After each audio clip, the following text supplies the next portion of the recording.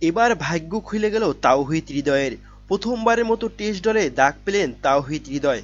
মুশফিকুর রহিমের ইনজুরির কারণেই আসলে তাওহিদ হৃদয়ের ভাগ্য খুলে গেল। এবার অপেক্ষার পালা নিজেকে কতটুকু প্রমাণ করতে পারেন টেস্টে।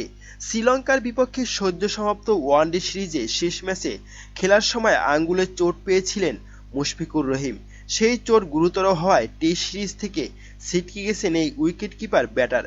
মুশফিকের বদলি হিসেবে প্রথম টেস্টের স্কোয়াডে ডাক পেয়েছেন তাওহিদ হৃদয়।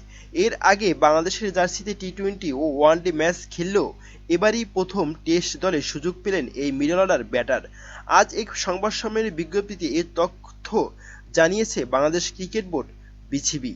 বিজ্ঞপ্তিতে বলা হয়, আগামী শনিবার থেকে শুরু হতে যাওয়া সিলেট টেস্টে মুশফিকের বদলি হিসেবে তাওহিদকে নির্বাচন করেছে জাতীয় নির্বাচক প্যানেল।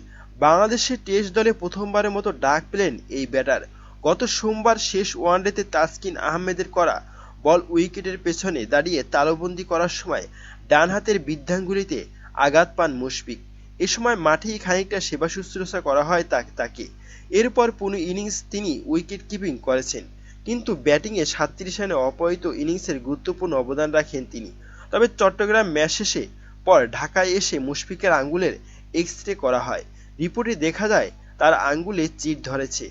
জাতীয় দলের ফিজিও বাইজিদ খান বলেন, সে এখন পর্যবেক্ষণে আছে। ধারণা করা হচ্ছে ৩ থেকে ৪ সপ্তাহ মাঠের বাইরে থাকতে হবে তাকে। তবে সিরিজের প্রথম টেস্ট শুরু হবে আগামী ২২শে মার্চ। এই ম্যাচটি সিলেট আন্তর্জাতিক স্টেডিয়ামে অনুষ্ঠিত হবে। এরপর দুই দল আবার যাবে চট্টগ্রামে। সিরিজের দ্বিতীয় ও শেষ ম্যাচটি সেখানে শুরু হবে ৩০শে মার্চ।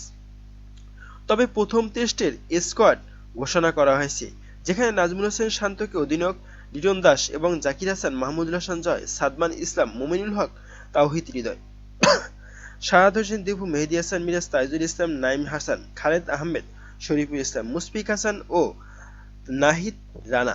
প্রিয় দর্শক, আপনার কি মতামত? তাওহিদ হৃদয় কি প্রথম টেস্টে অভিষেক ম্যাচে নিজের অভিজ্ঞতা যাচাই করতে পারবেন এবং অভিজ্ঞতা তুলে ধরতে পারবেন? এ বিষয়ে আপনার কি মতামত জানাতে পারেন কমেন্ট করে কমেন্ট বক্সে। ধন্যবাদ।